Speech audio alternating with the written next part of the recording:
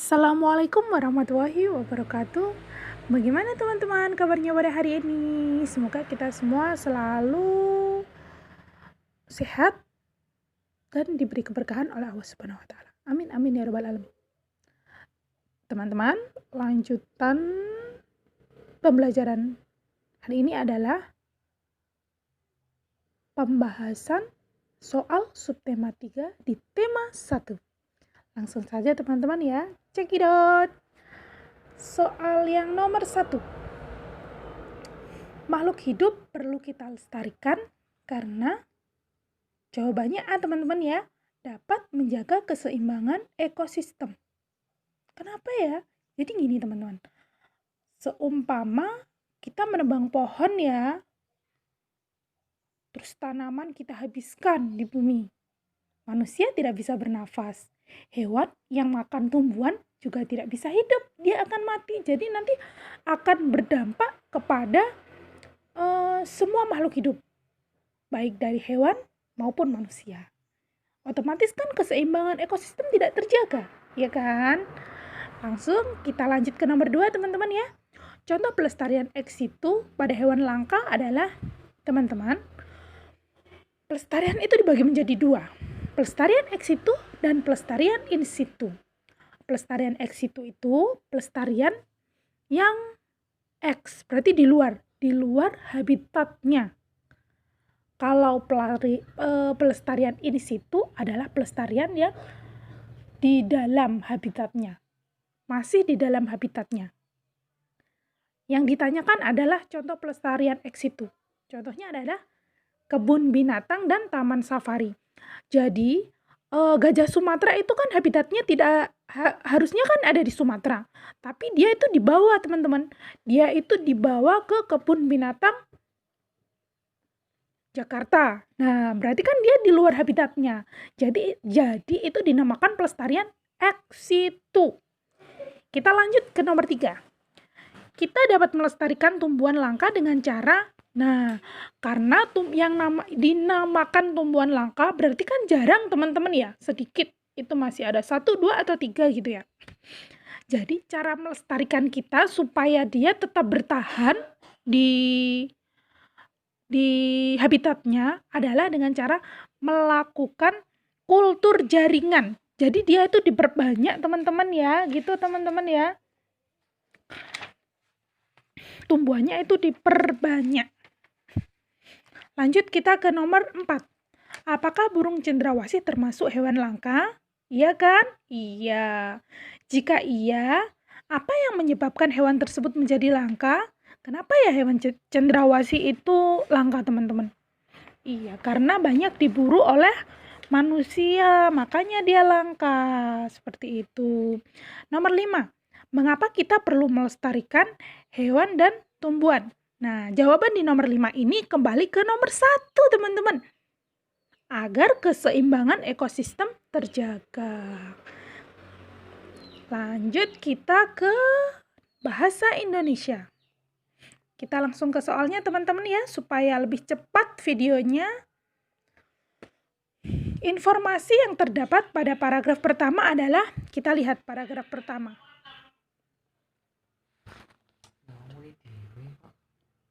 Nah, di sini ada makanan komodo.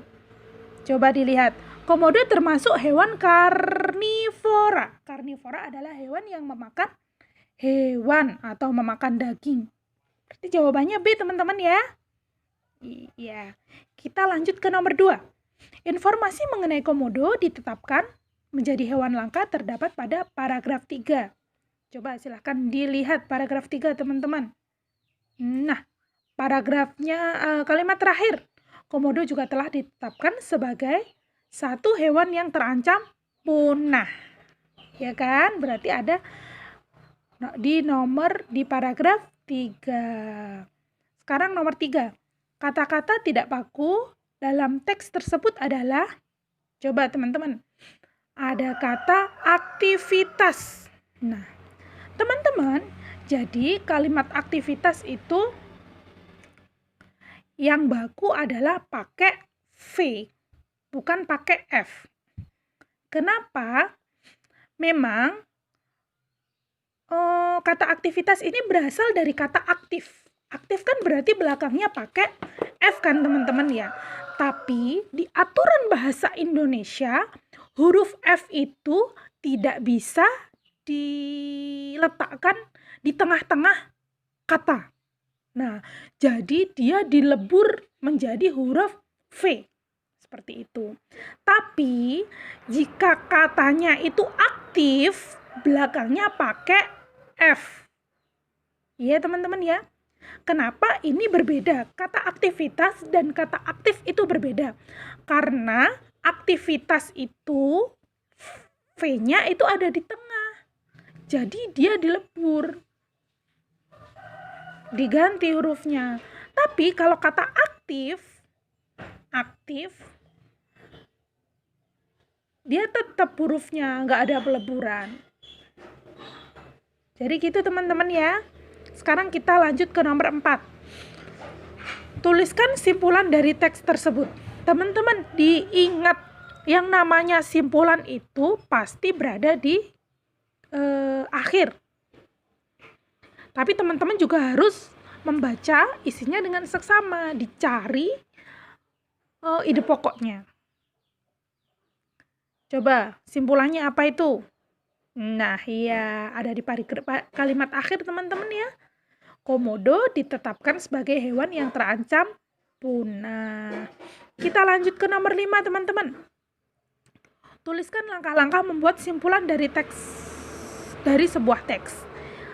Pertanyaan ini juga ada di latihan subtema 1 kalau tidak 2 ya, Ustazah lupa ya. Sama. Jadi jawabannya juga dibuat Ustazah sama. Pastilah sebelum kita mencari simpulan, kita harus membaca seluruh teks ya teman-teman ya. Seluruh teks dibaca dulu, dipahami, setelah itu kita cari ide pokoknya. Ide pokoknya dicari dulu. Kalau sudah ketemu ide pokoknya apa saja, terus baru dihubungkan ide pokoknya dengan kesimpulan atau kalimat yang ada di bawahnya. Sesuai apa tidak?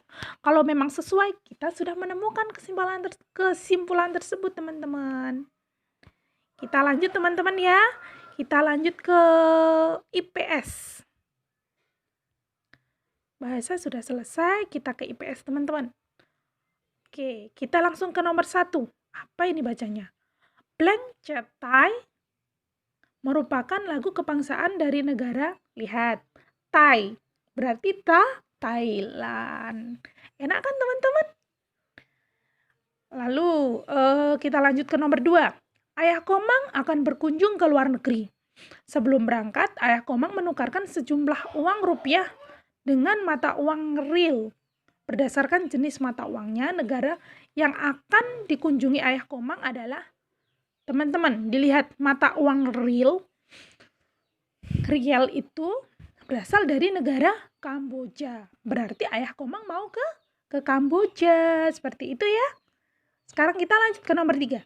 Fauna endemik dari negara Thailand adalah, negara Thailand itu terkenal dengan yang namanya gajah. Iya, berarti salah satu fauna endemiknya adalah gajah. Teman-teman harus tahu perbedaan antara flora dan fauna. Kalau flora itu adalah tumbuh-tumbuhan. Kalau fauna adalah hewan. Selain gajah, apalagi teman-teman? Ada kucing batu dan ada juga seladang. Nanti teman-teman jika penasaran, seladang dan kucing batu itu seperti apa sih? Nanti bisa lihat di internet. Kita lanjut ke nomor 4. Bunga Rafflesia merupakan flora endemik di negara di mana? Ayo. Ya, pasti negara kita sendiri teman-teman ya. Indonesia. Sekarang kita lanjut ke nomor 5 teman-teman.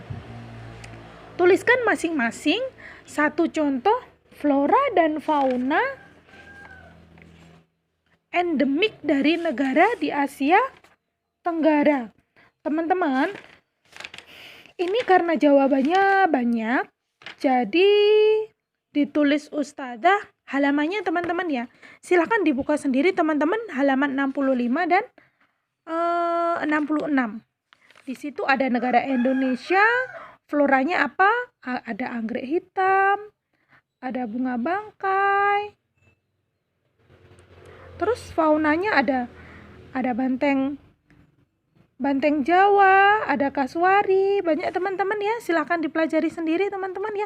Diganti, silahkan ditulis ulang. Kita lanjut ke nomor 1. Contoh penerapan sila kelima Pancasila terkait dengan sikap peduli terhadap hewan adalah, nah, ini jawabannya adalah tidak memburu hewan di hutan. Jadi gini teman-teman,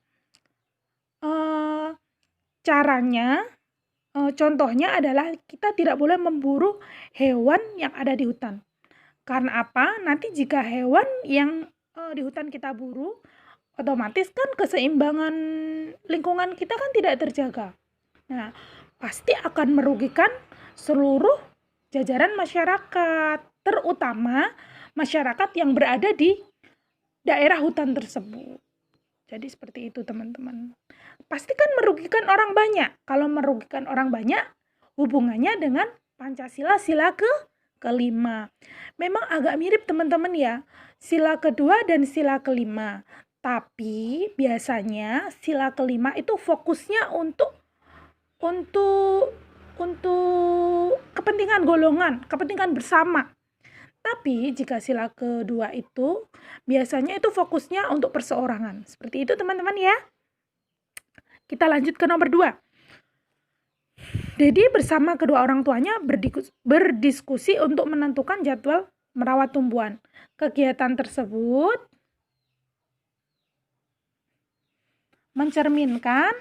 menunjukkan pengamalan sila ini tidak ikut ke foto teman-teman ya. Silakan dilihat teman-teman. Kunci katanya adalah diskusi. Kalau diskusi itu pasti mencerminkan sila keempat. Nanti silakan diisi sila keempat teman-teman ya. Maaf ini Ustazah kepotong tadi saat memfoto. Bersyukur kepada Tuhan atas karunia-Nya berupa berbagai tumbuhan di sekitar adalah penerapan sila ke-1 teman-teman ya. Karena kita kuncinya ada bersyukur. Berarti penerapan sila ke-1. Kita lanjut ke nomor 4 teman-teman. Tuliskan 2 contoh penerapan sila kedua Pancasila yang menunjukkan sikap peduli terhadap hewan peliharaan. Contohnya apa teman-teman? Iya, kita harus merawatnya dengan baik. Selain kita merawatnya dengan baik, kita juga tidak boleh semena-mena terhadap hewan tersebut. Mentang-mentang itu hewan kita sendiri, hewannya ditendang. Berarti kalian tidak mencerminkan sila kedua, itu tidak boleh. Sila kedua kan kemanusiaan yang adil dan beradab. Itu kan hewan, berarti kehewanan. Yang namanya kemanusiaan itu tidak hanya difokuskan untuk manusia saja teman-teman. Jadi kemanusiaan itu bisa kita fokuskan ke manusia, hewan, dan tumbuhan. Nah teman-teman, kita lanjut ke nomor 5 teman-teman ya. Tuliskan pengalamanmu dalam menerapkan sila-sila Pancasila yang menunjukkan sikap peduli terhadap tumbuhan dalam bentuk cerita. Nah, teman-teman, karena yang diminta ini adalah pengalaman kalian masing-masing, jadi jawabannya ini dikosongi Ustazah. Karena semua jawaban adalah akan dihargai oleh Ustazah. Kita lanjut ke SPDP saja teman-teman ya. Cat akrilik dipakai dalam teknik pewarnaan plakat teman-teman ya. Lanjut kita ke nomor 2. Agar pengunjung lebih teratur saat masuk ruangan pameran, sebaiknya dibuat. Teman-teman, untuk mengatur sesuatu pastilah kita harus membuat yang namanya tata tertib. Karena ini adalah sebuah kegiatan pameran, jadi tata tertibnya untuk pengunjung. Seperti itu. Nomor 3, cat akrilik memiliki sifat mudah kering dan susah dihapus teman-teman ya. Agar ruang pameran lebih indah, sebaiknya dibuat dekorasi ruangan. karena kita fokusnya pada ruangan, jadi yang kita dekorasi adalah seluruh ruangannya, teman-teman ya. Kita ke soal terakhir. Bagaimana cara membuat pameran hasil karya seni di sekolah? Jelaskan. Karena biasanya kalau di sekolah itu yang dijadikan pameran adalah hasil karya anak-anak ya. Jadi yang pertama yang harus kita lakukan adalah membersihkan ruangannya, teman-teman. Ruangan yang akan kita pakai untuk pameran kita bersihkan dulu. Setelah itu kita tata hasil karyanya di situ. Hasil karyanya itu dikelompokkan sesuai dengan temanya, teman-teman ya, supaya nanti ketika pengunjung ingin mengunjungi sebuah tema, seumpama hasil karya montase. Nah, jadi beliaunya nanti ke meja montase seperti itu. Jadi akan mempermudah dan mempercepat proses berjalannya pameran seperti itu, teman-teman ya. Demikianlah pembahasan sub tema 3 di tema 1 diakhiri Ustazah, teman-teman ya. Wassalamualaikum warahmatullahi wabarakatuh.